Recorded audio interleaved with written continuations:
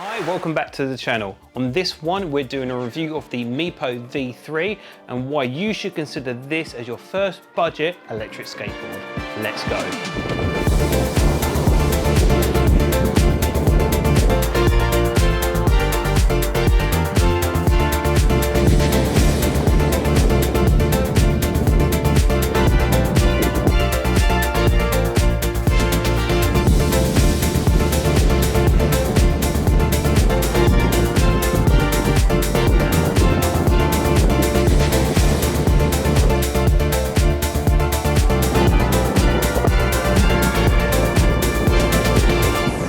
So I just want to disclose that Meepo did send this out to me for review purposes, so thank you very much. So we're going to go into our full review of the board now, starting off with the best feature of the board, the deck.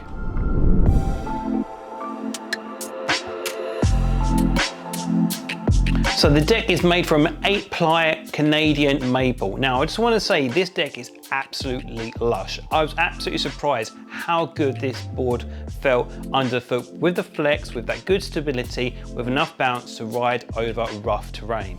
There is that kind of one thing on the board which is kind of hit and miss for people, which is the handle. So I actually find it's quite handy with a handle. Oh my God. Oh brother, this guy stinks! But I felt that the deck was a really nice deck shape, and with that flex on the deck, it was a really nice feeling under the foot. I didn't feel like I had any chance of bottoming out on the board, and that at higher speeds, it gave me that nice, good stability. Now the battery on this board is a 10S 2P 21700 cell configuration with a 260 watt-hour battery. Now the battery on this is a very nice solid battery. We're also using those 21700 cells, which is the preferred cell mostly on electric skateboards nowadays.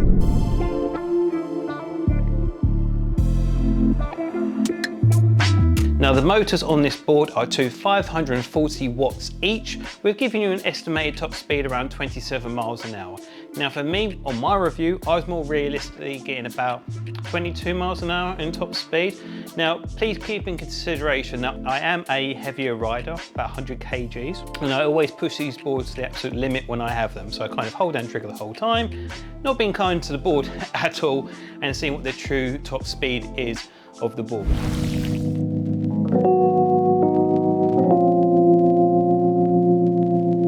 Now, if we're talking about power and speed, also want to talk about range. Now, the estimated range of this board is about 17 miles or 27 kilometers in range. Now, upon my review, I was more realistically getting around the 11 to 12 miles range on my reviews of the board. And that's kind of using it at max volume with the highest modes the whole time in the review, going up hills, down hills, braking, regenerative, and just kind of like a more kind of harsher range test. I always like to try and see what these boards can really do. And it performed really nicely. It managed to get up most of the hills I went up, so there wasn't any issues with that at all. There was no stalling, there was no braking. Yes, with the hub motors, you obviously want to get more kind of momentum going up a hill because it's not that kind of aggressive bite that a belt drive would have, but it kind of nice and smooth the whole way up the hill. One thing I want to say is that the braking on the board was really nice and strong. I had no worries that it was going to like not stop for me at any point. It was really nice and controlled, so I had confidence going down any hill without worrying that it's not going to stop. So the brakes on this board are really nice, and they're adjustable as well, so you can change the harshness of the brakes on the remote as well as the acceleration. Now, talking about the remote, I just want to feature and talk more about how does that feel in your hands.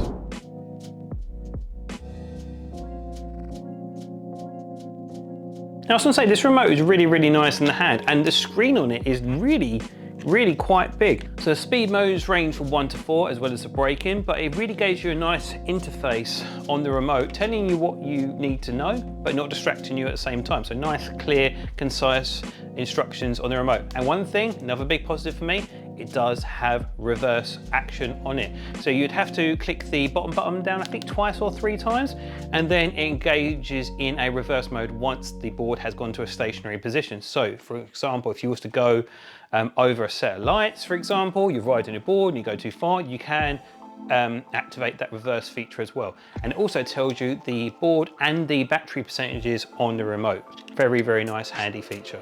So the next thing I want to talk about is the trucks.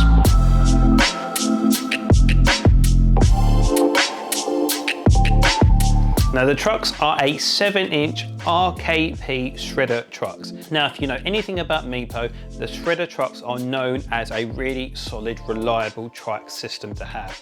Now the trucks with that kind of shorter width gives you a nice agility at speed, but actually when I was pushing up to those higher 22 miles an hour top speeds, didn't really feel any speed wobbles, any feeling that I was going to have any worries that anything was going to happen once I was riding the board. So the board trucks are really, really nice.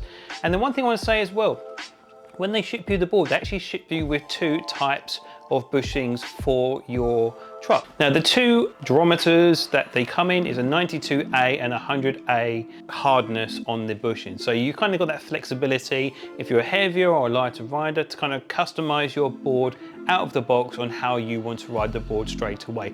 Or if you want to, you could potentially mix and match the bushings to kind of really fine tune the board on how you like it. But the bushings out of the box, really nice and reliable, solid, and obviously with those 2 different hardnesses, you can customize the board for your own personal preference. So the next thing I want to talk about is the wheels.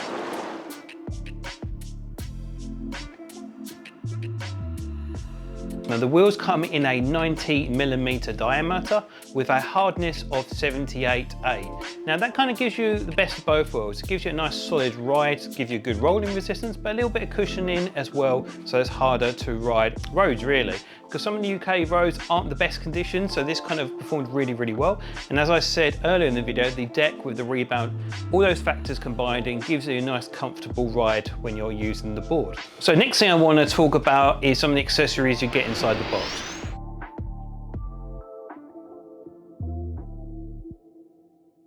Now you get the 2 sets of bushings, the 92A and the 100A durometer bushings.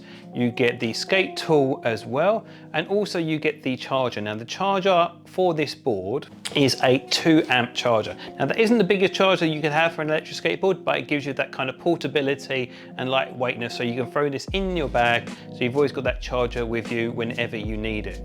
Now I just want to talk about some of the things I really, really liked about the board. So the first thing I want to talk about is the price. Now the price of this board is really, really good. I'll put the price just here. Now that kind of gives you the opportunity to get into the e-skate market. Now with those hub motors and that simplicity of this board, it's really kind of good for a first introductory budget board. There's no maintenance to do except for like bushings or maybe opening bearings, improving that along the way. And you have everything you need out of the box straight away to get yourself up and running. Now, other things I like to say I really like about the board is the push to start feature. You haven't got to really bend down, press the button to turn on the board. You literally just step on it, start kick pushing once, it knows it's turned on, you turn the remote on and it pairs straight away. So that's a really nice seamless effect. So you haven't got to worry about turning the board on and off the whole time, and it's really nice and clean system. Other thing I really liked as well is that the battery charging indicator is actually on the box itself. So it always tells you what percentage the battery is on. So you just look at it when it's charging, it will tell you there's 75%, 8%, but it does actually go up in every single percentage. So it tells you to the T, like it could be 78%, 90%, 60%, 63, whatever it needs to be, but it tells that information at a glance. So I really like that feature. Another thing I really like about the board is actually it's a power bank as well. There's actually a USB port underneath the charging port, so you can charge your remote, your phone, whatever you need to do from the board as well. I don't understand why more boards don't have that option as a USB port on your board. You've got a massive battery there. Why can you not use it as a power bank? I really like that feature, that's really nice. The only other thing I would say I would really like to improve on the board is potentially giving the option for a belt drive version or a hub drive version. So overall, I think that Meepo has done an excellent job performing a really good, high quality budget board in the e-skate scene once again. The heritage of Meepo have been going on for such a long time now, since day one in the e-skate scene, and once again, they're bringing out high quality products at really good affordable prices. So there is my conclusion of the Meepo V3 electric skateboard, a really, really solid option as your first budget board in the e-skate scene. And if you're interested in getting your own one yourself, there will be a link in the description below to Meepo, which is an affiliate link and does get a bit pushback for the channel to help me out to get some more content for you guys, which I hope you're enjoying. So would you prefer more of a belt drive or hub drive version as your first electric skateboard? Put in the description below. I'm really interested to see what you think. Anyway, if you stay tuned to the end of this video, thank you so much. Drop a like if you found this informative, and I'll see you guys on the next one. Peace.